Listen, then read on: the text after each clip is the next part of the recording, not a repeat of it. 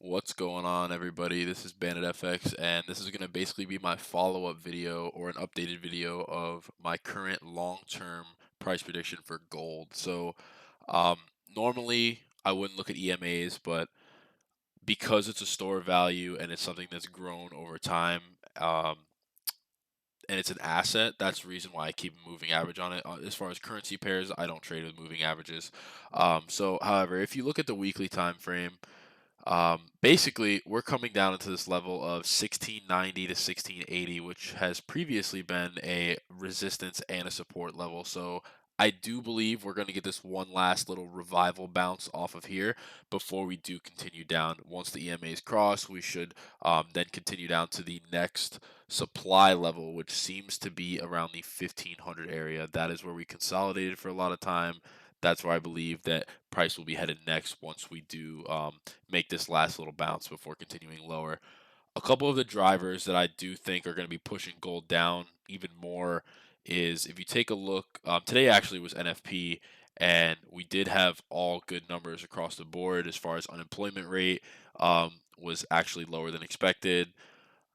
NFP was almost double the forecast, and um, average hourly earnings also, basically same across the board, just hit the forecast. So the reason that this is important is it shows that the economy is opening back up.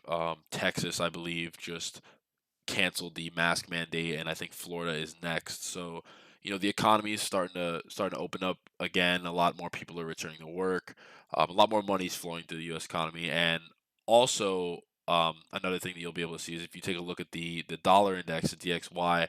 When that news hit today, we did have a push up, and because we were sitting here on this weekly support level, I'm just going to draw a box right here.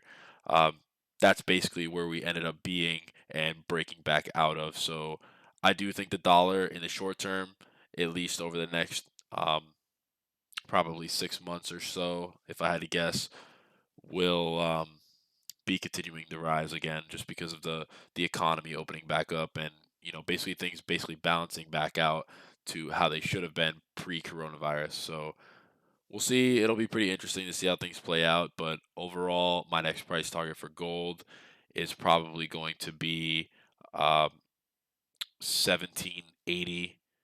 You know, I think we're going to tap into this level right here um, before continuing down. So we should get a bounce at 1680 or 1690. If you take a look at lower time frames on the 1 hour, we've been consolidating pretty hard here. So the overall bearish momentum has kind of slowed for the most part. At first it was a free fall, little consolidation, a free fall, and now it's just barely making lower lows and it's consolidating a lot more. It's showing up buyer seller's exhaustion.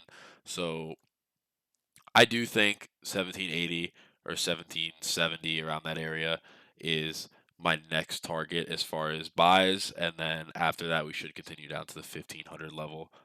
Um, and the reasons basically fundamentally, as I just went over, were the economy opening back up and things like that, mask mandates going away, people returning to work. So if you guys like this video, please leave a like, leave a comment, let me know your thoughts on gold, where you think it's headed in the future, and if you haven't already, please subscribe, and I'll see you guys next time.